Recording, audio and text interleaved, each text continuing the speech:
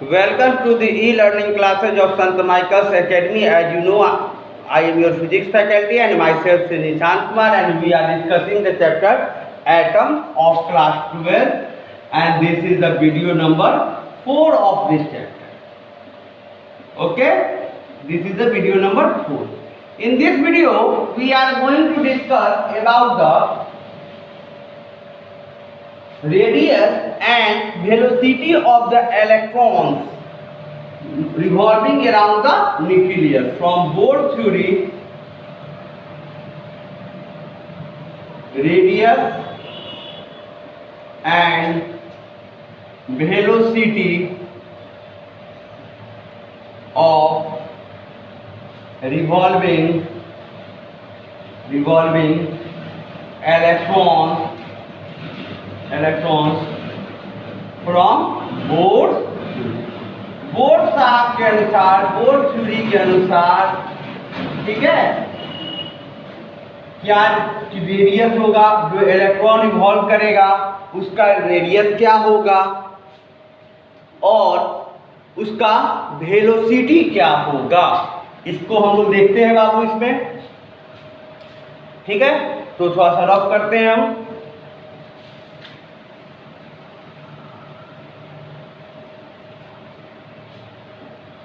देखिए,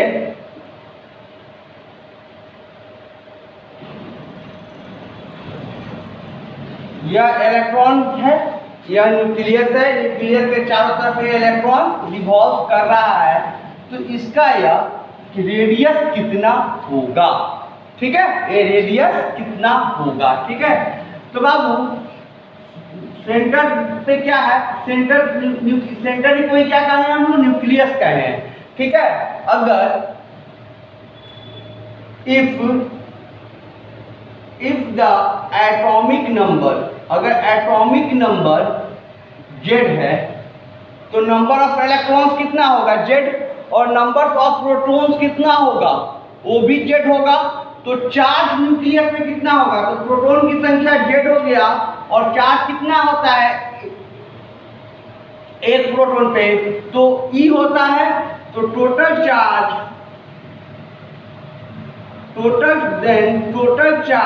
on nucleus, total charge nucleus पर कितना हो जाएगा बाबू मेरा, तो ZE,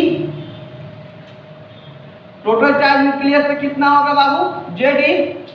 नहीं समझ में आया होगा बहुत लोगों को ZE, थोड़ा सा फिर से हम लोग डिस्कस कर लेते हैं ZE के बारे में, ZE के कॉन्सेप्ट के बारे में। ठीक है, अगर मान लीजिए 11 प्रोटॉन है, ठीक है, मैंने Z का वैल्यू कितना हो गया 11, और एक प्रोटॉन पे चार्ज कितना होता है, तो 1.6 into 10 to the power -19 coulomb होता है। तो टोटल चार्ज कितना हो जाएगा, तो 11 इंटू, इससे मल्टीप्लाई करना पड़ेगा ना, माने एक प्रोटॉन पे जितना चार्ज होता है, तो इलेक्ट्रॉन और प्रोटॉन पे चार्ज क्या होता है, अमाउंट चार्ज का सेम होता है, बस इलेक्ट्रॉन में क्या होता है माइनस में होता है और प्रोटॉन में क्या होता है प्लस में चार्ज होता है। ठीक है, आगे समझ में। तो अगर 11 नंबर है तो प्रोटॉन, एक प्रोटॉन पे कितना चार्ज होता है इतना, तो टोटल चार्ज के लिए इसको मल्टीप्लाई करना पड़ेगा। इस तरह यहाँ पे कितना हो जा रहा है, हम लोग एटॉमिक नंबर कितना है Z है, तो प्रोटॉन कितना हो गया Z हो गया, और टोटल चार्ज क्या हो गया Z इंटू E। अब न्यूक्लियस क्या है बाबू, पॉजिटिवली चार्ज है, और इलेक्ट्रॉन क्या है निगेटिवली चार्ज है। इन दोनों के बीच में फोर्स ऑफ अट्रैक्शन लगेगा, कूलम्ब फोर्स ऑफ अट्रैक्शन लगेगा। तो कूलम्ब फोर्स ऑफ अट्रैक्शन क्या होगा बाबू, कूलम्ब फोर्स ऑफ अट्रैक्शन कितना होगा बाबू, कूलम्ब क्या करता है, F बराबर कूलम्ब का क्या करता है 1/4πε0 Q1 इंटू Q2/r²। Q1 तो एक चार्ज क्या है, एक चार्ज न्यूक्लियस पर है, वो उसका वैल्यू कितना है ZE, और एक चार्ज तो इलेक्ट्रॉन है जो रिवॉल्व कर रहा है, तो इसका वैल्यू क्या हो गया E। तो 1/4πε0 ZE इंटू E/r²। ठीक है बाबू, तो F is equal to 1/4πε0 ZE²/r²। ये तो फोर्स इसको अंदर की तरफ लग रहा है बाबू। न्यूक्लियस कैसे मूव कर रहा है बाबू, इलेक्ट्रॉन कैसे मूव कर रहा है बाबू, सर्कुलर पाथ पर। तो आपको हम पढ़ाए थे क्लास 11th में सर्कुलर मोशन में कि जब भी कोई बॉडी सर्कुलर मोशन करती है तो उस पर दो तरह का फोर्स लगता है, एक फोर्स टुवर्ड सेंटर लगता है और एक फोर्स सेंटर से अवे लगता है। और ये दोनों फोर्स क्या होता है बाबू, बराबर होता है, तभी बॉडी कोई बॉडी क्या कर पाती है, सर्कुलर मोशन कर पाती है। ठीक है, और अंदर लगने वाले फोर्स को सेंट्रीपिटल फोर्स कहते हैं और बाहर लगने वाले फोर्स को क्या कहते हैं बाबू, सेंट्रीफ्यूगल फोर्स कहते हैं। और दोनों का वैल्यू इक्वल होता है और वैल्यू किसके इक्वल हो जाता है बाबू, mv²/r के इक्वल होता है। तो हम लोग जानते हैं बाबू, पहले भी जानते थे। तो यहाँ इलेक्ट्रॉन कौन सा मोशन कर रहे हैं बाबू, सर्कुलर मोशन कर रहा है, तो इसमें कितने फोर्स लगेंगे, दो फोर्स लगेंगे, एक टुवर्ड द सेंटर, तो सेंटर की तरफ तो ये फोर्स लग रहा है, तो इसको बैलेंस करने के लिए कौन सा फोर्स लगेगा बाबू, सेंट्रीफ्यूगल फोर्स लगेगा। ठीक है, तो सेंट्रीफ्यूगल फोर्स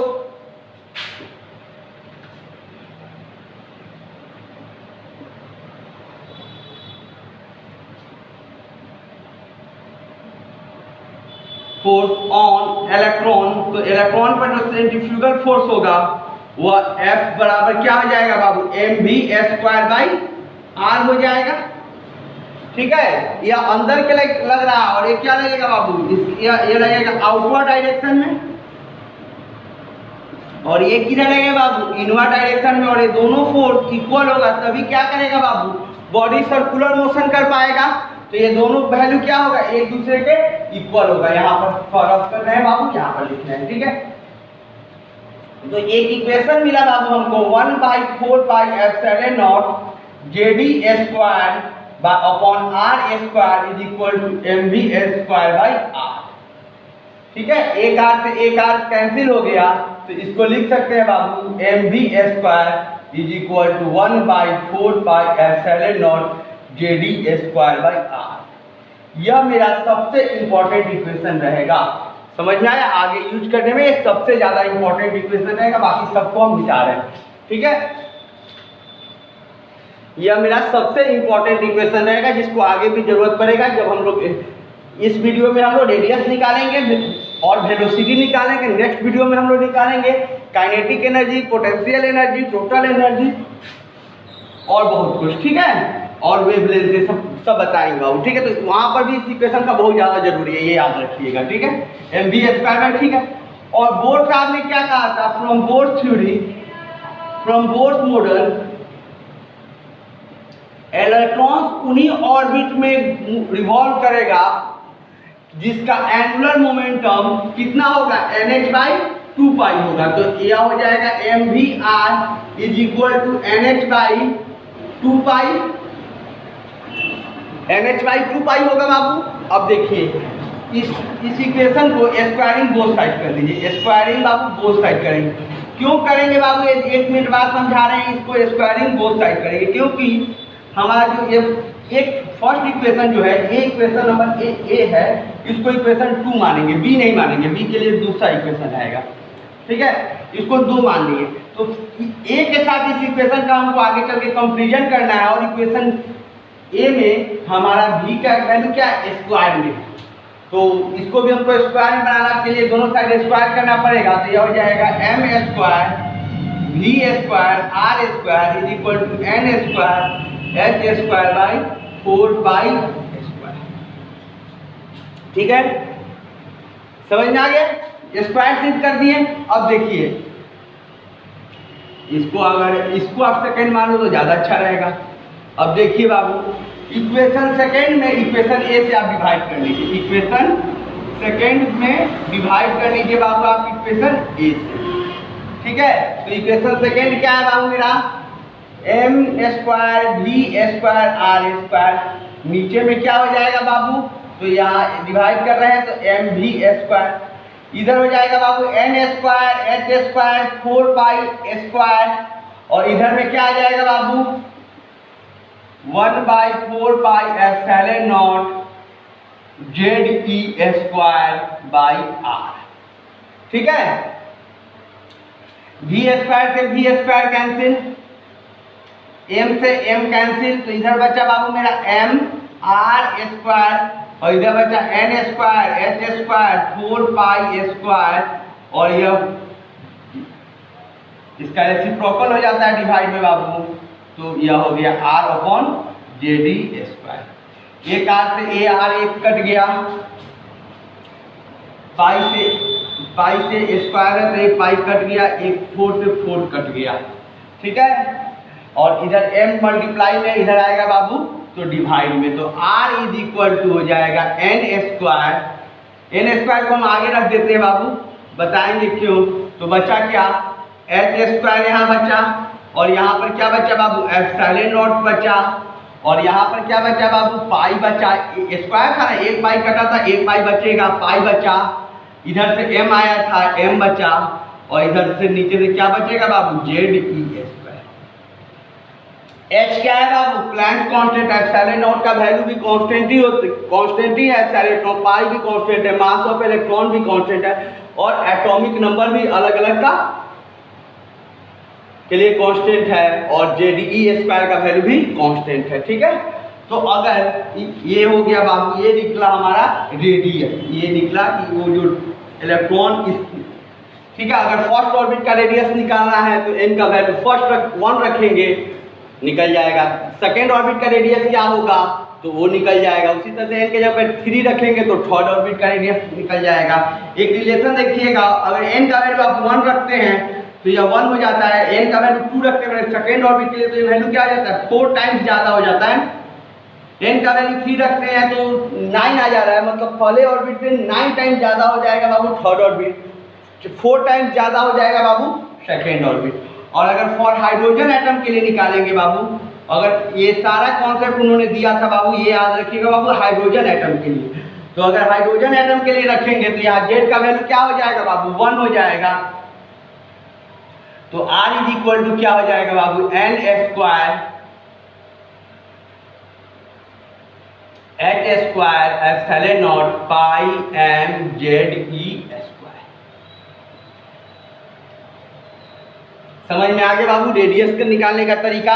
अब देखिए बाबू वेलोसिटी कैसे निकालेंगे, ठीक है, वेलोसिटी ऑफ हाइड्रोजन एटम कैसे निकालेंगे। रफ कर रहे हैं बाबू, सिर्फ R का वैल्यू हम रखेंगे, ठीक है, बाकी सबको रफ करना है, ठीक है। अब हम लोग अब यहाँ देखिए बाबू, फॉर वो तो रेडियस निकालें, फॉर वेलोसिटी। अब जो इलेक्ट्रॉन जो इस रेडियस में है वह किस वेलोसिटी से मूव करेगा, बोर से आपने क्या बताया। तो फ्रॉम बोर मॉडल हम लोग जानते हैं, फ्रॉम बोर्स मॉडल हम लोग जानते हैं बाबू, फ्रॉम बोर्स मॉडल जानते हैं क्या होता है, angular momentum mvr is equal to क्या हो जाता है बाबू, nh/2 पाई हो जाता है बाबू। और इसी फॉर्मूला से अगर v इक्वल टू निकालेंगे तो nh/2 pi into 1/m into r, क्या बाबू। अब देखिए बाबू r का वैल्यू हम लोग निकाल कर रखे हुए हैं, तो यह हो जाएगा nh/2 pi, m into are है ना, तो m इधर ही लिख देते हैं, और 1/r, तो 1/r क्या हो जाएगा बाबू, 1/n square h square epsilon not, और ये नीचे में आएगा पाई m ZE स्क्वायर, ठीक है बाबू। इसको भी रफ कर देते हैं, इसका काम हो चुका है। अब ये नीचे से क्या हो जाएगा, ऊपर चला जाएगा, ऊपर चला जाएगा तो v इज इक्वल टू हो जाएगा बाबू nh/2 pi m into pi m ZE square upon n square h square epsilon not, ठीक है। अब कैंसिल आउट करिए बाबू, क्या क्या कैंसिल हो रहा है बाबू मेरा, तो m से m कैंसिल हो रहा है बाबू, पाई से पाई कैंसिल हो रहा है बाबू, n से एक n कैंसिल हो जा रहा है बाबू, h से एक h कैंसिल हो जा रहा है बाबू, तो बचा क्या, तो बाबू इसी तरह से n आप बाहर रखेंगे बाबू, तो यह हो जाएगा 1/n। अब अंदर में देखिए क्या बचा ऊपर में बाबू, तो ऊपर में बचा बाबू ZE स्क्वायर, ठीक है, 2 बचेगा बाबू, n तो यहाँ बचा तो उसको बाहर कर दिए, h बचेगा बाबू, और क्या बचेगा बाबू, एप्सिलॉन नॉट बचेगा। यह निकला मेरा वेलोसिटी का फॉर्मूला। अगर यही हाइड्रोजन एटम के लिए निकालेंगे, फॉर हाइड्रोजन एटम के लिए वेलोसिटी क्या होगा इलेक्ट्रॉन्स का, तो फॉर हाइड्रोजन एटम्स के लिए निकालेंगे, तो फॉर हाइड्रोजन एटम्स के लिए जेड का वैल्यू क्या हो जाएगा बाबू, जेड का वैल्यू मेरा 1 हो जाएगा। तो यह क्या हो जाएगा बाबू, V = 1/n, यह हो जाएगा जेड के जगह पे 1 हो जाएगा, तो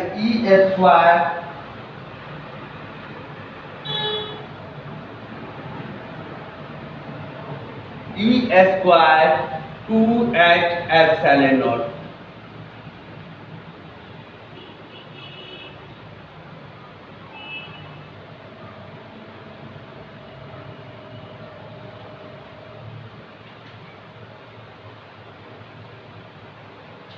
तो ये हो गया बाबू वेलोसिटी का। अगर फर्स्ट ऑर्बिट का वेलोसिटी के लिए n = 1 हो जाएगा, सेकेंड ऑर्बिट के लिए वेलोसिटी के लिए 2 हो जाएगा। तो पहले से ऑर्बिट में जो वेलोसिटी होता है उसका आधा बाबू जाकर सेकेंड ऑर्बिट में हो जाएगा, और 1/3 जाकर हो जाएगा बाबू थर्ड ऑर्बिट में।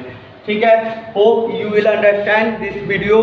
फॉर द हाइड्रोजन एटम में रेडियस क्या होगा, मतलब हाइड्रोजन एटम्स में या किसी भी एटम्स में रेडियस क्या होगा बाबू, रिवॉल्विंग इलेक्ट्रॉन्स का कितना रेडियस बनाएगा फर्स्ट ऑर्बिट का, कितना रेडियस होगा सेकेंड ऑर्बिट का, कितना रेडियस होगा थर्ड ऑर्बिट का, यह हम लोगों ने देखा। और किस ऑर्बिट में कितना वेलोसिटी होगा यह देखा। ठीक है, नेक्स्ट वीडियो में हम लोग देखेंगे कि उसका काइनेटिक एनर्जी क्या होगा, उसका पोटेंशियल एनर्जी क्या होगा, उसकी टोटल एनर्जी क्या होगी, ये सब नेक्स्ट वीडियो में। Thank you for watching the video.